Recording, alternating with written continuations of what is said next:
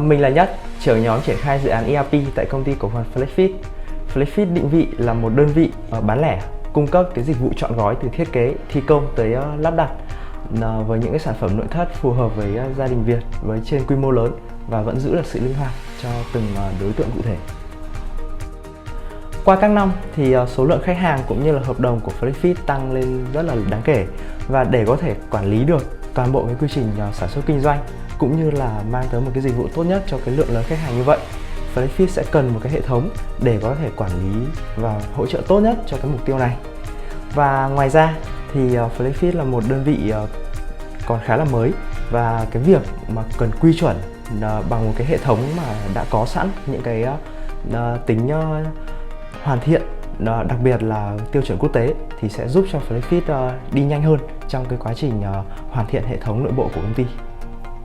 Và qua đánh giá thì Udu đã đáp ứng được những cái nhu cầu trên của Flexfit, cùng với những cái cân đối về cả lợi ích mang lại cũng như là tiêu chí về chi phí khi mà triển khai.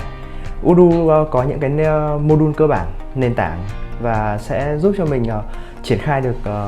cái công việc một cách dễ dàng hơn rất là nhiều. Martinez đã đi cùng với Flexfit trong cái việc xây dựng hệ thống ERP ngay từ những ngày đầu tiên. Và với một cái công ty mà bắt đầu chuyển đổi sang cái hình thức số hóa thì sẽ có rất nhiều các khó khăn mà mình sẽ gặp phải, chẳng hạn như là những cái tư duy lối mòn hay là những cái yêu cầu nó rất là phức tạp và không nên có trong hệ thống. Và với những cái điều như vậy thì Martinez đã giúp cho Flexfit được hai điểm quan trọng nhất khi mà xây dựng hệ thống. Đấy là những cái yêu cầu cốt lõi để có được một cái quy trình hoàn chỉnh, và cái thứ hai là tính đơn giản của hệ thống.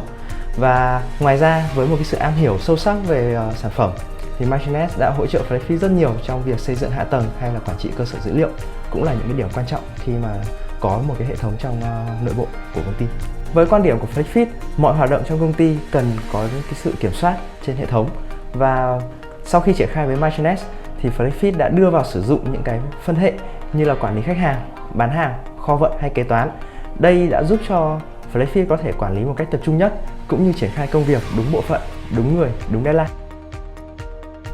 Một điểm lưu ý nữa khi thực hiện nghiên cứu và triển khai hệ thống ERP,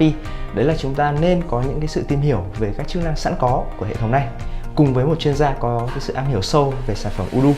Qua từng ngày thì Udu đã phát triển lên những cái tính chức năng rất là tốt cho từng phân hệ, và điều này sẽ giúp cho chúng ta thực hiện những cái công việc một cách nhanh hơn, thông minh hơn, thay vì là chúng ta sẽ phải áp dụng 100% những cái gì mà đang hoạt động trong tổ chức đưa lên trên hệ thống.